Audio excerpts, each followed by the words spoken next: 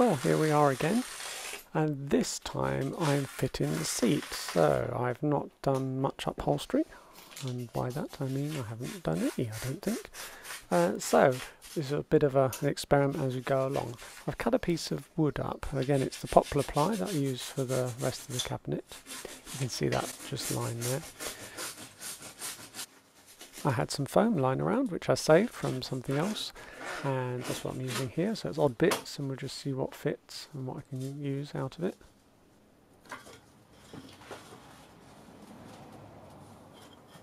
I rounded over the edges of the wood so that it would be smooth when I put the foam over, and no sharp edges, because that wouldn't be very nice to sit on. I think I'm going to have to cut more than one bit because it's not very thick, so I'm going to cut 3 in total in the end.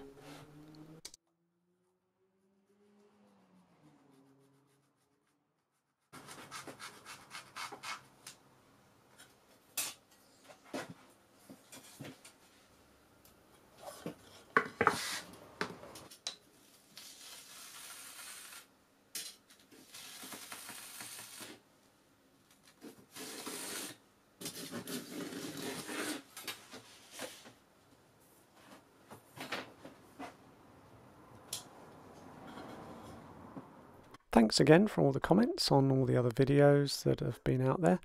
If you haven't seen any of them in this series, there's a link up the top there which will take you to the build of the cabinet, because this is all about trying to get a 1x10 base cabinet that goes with my Trace Elliot ELF.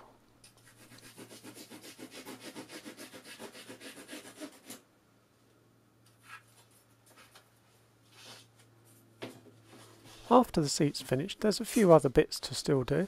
The trolley handle, as you remember, when I fitted that, I was going to turn that into a base stand, so it's got to somehow grip the top of the base, or the neck of the base. So that's to do.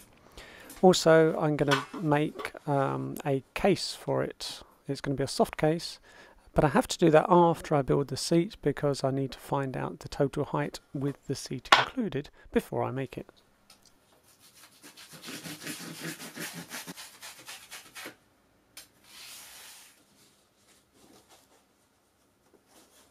So here we have my 3 bits of foam, one a bit bigger than the other 2, because that one's going to wrap all the way around, and hopefully that'll give me enough padding.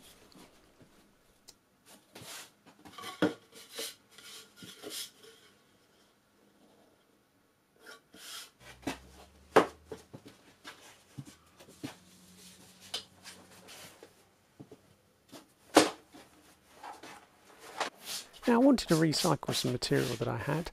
A little while ago we bought some new sofas, and the old ones were made out of leather, so I saved the leather off it because I thought at some point it will come in handy and I'll be able to use it.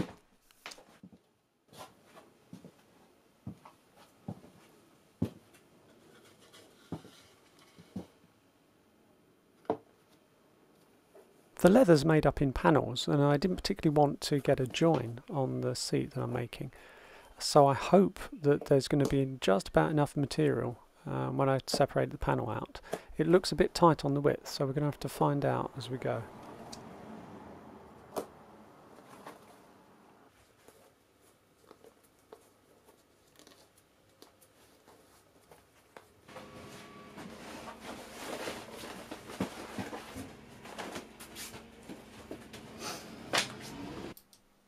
Well, it was tough.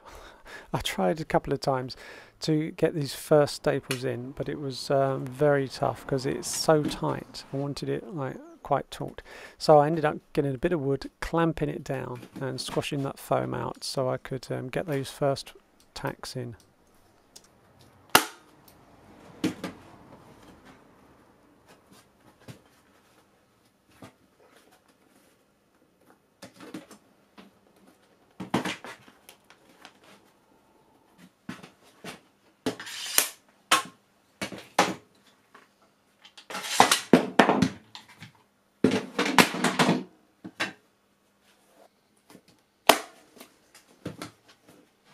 Now I'm just pulling it really taut, doing all the middle bits first, and then I'll go around and finish all the rest up.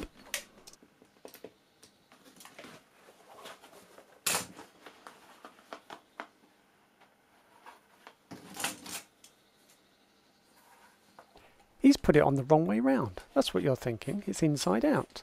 Well, it sort of is, really, but I preferred the look of the sort of suede inside rather than the leather on the outside.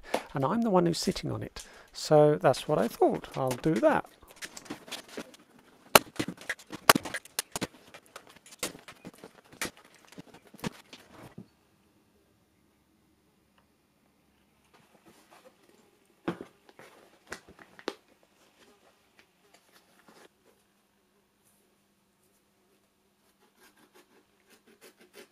Well, this is where you need a decent upholsterer. The corner's quite difficult. I'm just trying to pull them as taut as possible and get rid of some material so it's not too bulky.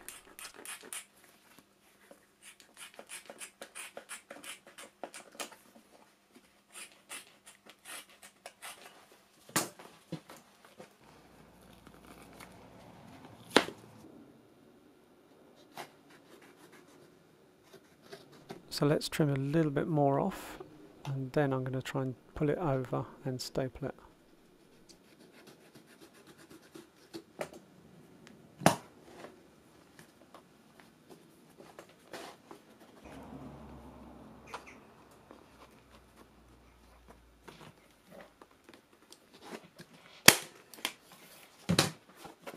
Well, thank you for looking in at this video.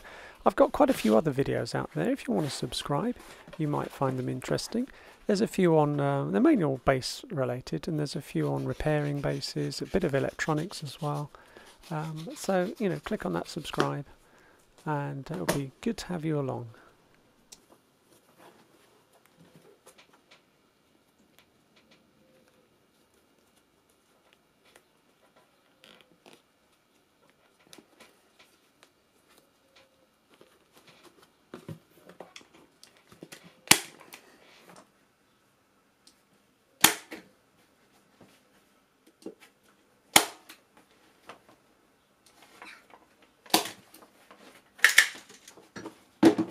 Well, we're nearly done, guys.